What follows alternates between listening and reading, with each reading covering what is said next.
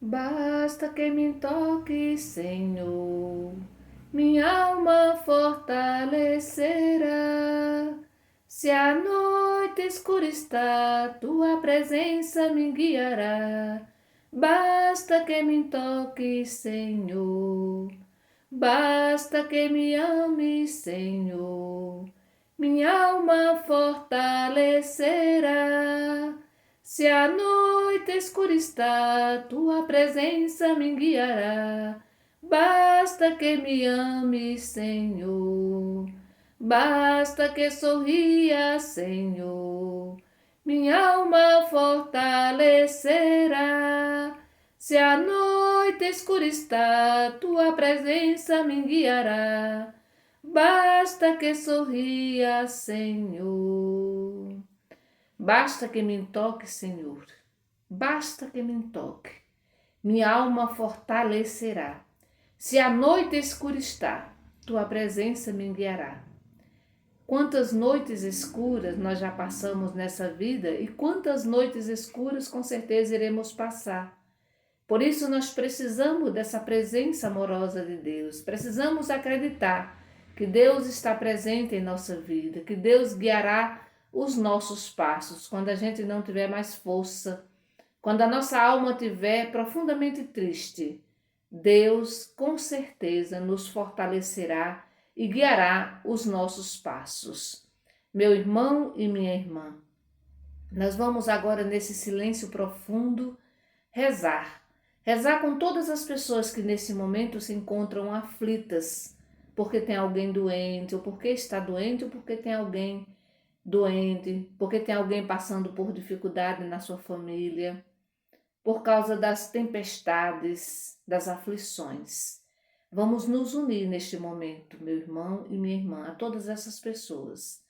Queremos neste momento nos unir a Maria Rita, Miguel Barros Barbosa, Davi Lucas, Pedro Miguel, Ana Gabriela, Júlia dos Santos, Ana Liz, Tereza e Ricele Bezerra, Rosineide Maria Lins, Luiz Carlos Brito Santana, Natália Rodrigues Neres, Wesley Costa, Flávio Lima, Alex Mota Gil, Neide Solange Gomes, Milena Coelho, Maruli.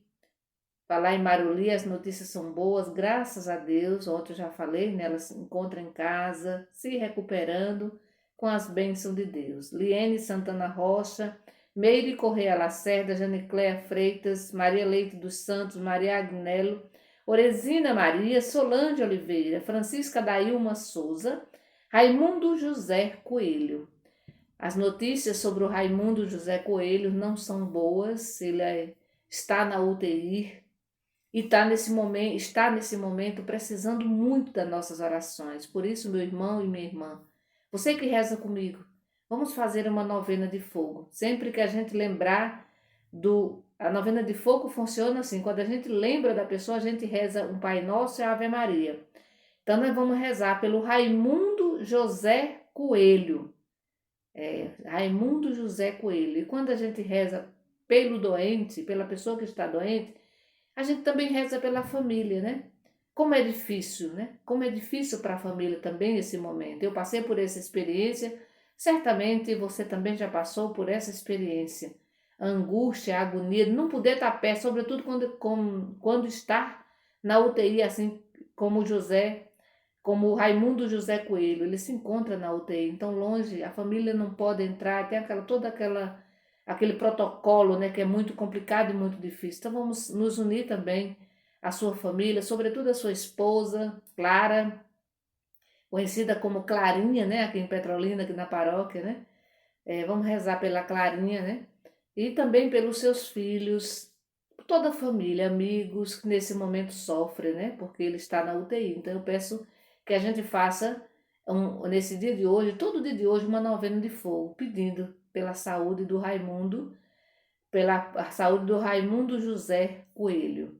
Vamos rezar também pela Maria Almeida de Araújo, Maria Auxiliadora Castro, Baldo Cardoso, Helena Magalhães Neves, Keila Jubiele, Fabiano Oliveira, Eduardo Oliveira Gomes, Joana e Lucivânia Martins, João Paulo, Ritinha Castro, Sandra Nádia da Silva, né? Ela que, graças a Deus, viajou hoje para Recife e vai dar tudo certo também. Rezar também pelos seus familiares. Gildevan Alves Campos. Vamos também trazer presente, mais uma vez, as vítimas da pandemia, pelo menos aqui em Petrolina, os casos estão aumentando, né? Para que a gente tome mais cuidado, use máscara, use o álcool gel, evite ficar em espaço cheio de gente. Então vamos cuidar também. Quando a gente cuida da saúde da nossa saúde, a gente também cuida da saúde dos outros. Que o Senhor nos abençoe, que Ele nos dê a graça deste momento de refletirmos bem a sua palavra. Que Ele abra o espaço, na verdade, do nosso coração para acolher a sua palavra. Em nome do Pai, do Filho e do Espírito Santo. Amém. Vamos refletir o evangelho que está em Mateus, né, o evangelho de hoje, que está em Mateus, capítulo 8, do versículo 28 ao 34. Ouvir, irmão e irmã, a palavra do Santo Evangelho escrito por Mateus. Glória a vós, Senhor. Quando Jesus chegou à outra margem, a terra dos Gadarenos, foram ao encontro dele 2 homens possuídos pelo demônio. Saíam do meio dos túmulos e eram muito selvagens, de modo que ninguém podia passar por esse caminho. Então eles gritaram: Que é que há entre nós, filho de Deus? Vieste aqui para nos atormentar antes do tempo? Havia ao longe uma grande manada de porcos que estavam pastando. Os demônios suplicavam: Se nos expulsa, manda-nos para a manada dos porcos. Jesus disse: Podem ir. Os demônios saíram e foram para os porcos, e eis que toda a manada se atirou monte abaixo para dentro do mar e morreu afogado. Os homens que guardavam os porcos saíram correndo, foram à cidade e contaram tudo, inclusive o caso dos possuídos pelo demônio. Então toda a cidade saiu ao encontro de Jesus.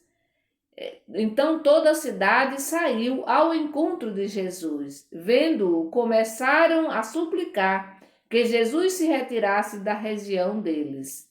Palavra da salvação. Glória a vós, Senhor. Muito bem, o evangelho de hoje fala de Jesus curando, mais uma cura, na verdade 2 curas, né? Porque eram 2 homens. Lembrando que Jesus está do outro lado da margem, em terras pagãs. E é interessante que aqui foram ao encontro dele 2 homens, e o evangelho diz que eles estavam possuídos pelo demônio, e saía do meio dos túmulos, e eram muito selvagens. Talvez aqui mais uma vez, eu já falei isso anteriormente, lembrando, gente, que qualquer doença, sobretudo doença mental, ou qualquer doença desconhecida, essa doença era atribuída ao demônio. As pessoas por quê? Porque não existia o conhecimento que tem hoje. Hoje a gente sabe, né, que existe tantas doenças mentais e tem nome, né?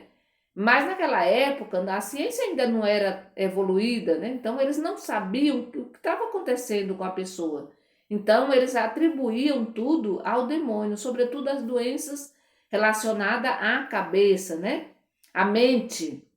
E é bom a gente lembrar disso, por que Jesus vai curar esses 2 homens em terra pagã, para dizer que Jesus pode estar em todos os espaços, ele cura em todos os espaços, ele não precisou estar na terra considerada sagrada, santa, Jerusalém, ele também curou em território pagão, né? Que foi o caso desses 2 homens curados. Jesus estava no outro lado da margem, numa terra, né, pagã. E Jesus vai curar esses 2 homens. O demônio, né, como diz aqui o próprio Evangelho, diz que eles vão gritar para Jesus: O que é que há entre nós, Filho de Deus? Portanto, o mal conhece, né, sabe que Jesus é o Filho de Deus. E aí eles vão dizer: Vieste aqui para nos atormentar antes do tempo? Então, para Jesus pode ser antes do tempo, no tempo e depois do tempo, né? Passado, presente e futuro. Jesus é sempre o Senhor da história. Jesus é o Senhor do tempo, né? E aí ele vai fazer a cura daqueles dois homens, né? Havia ao longe uma grande manada de porcos.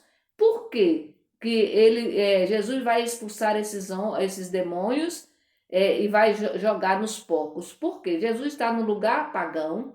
Os porcos para os judeus, era um animal impuro, ou seja, não era um animal sagrado, eram animais impuros. E aí por isso que o impuro, né, deve ir para o impuro.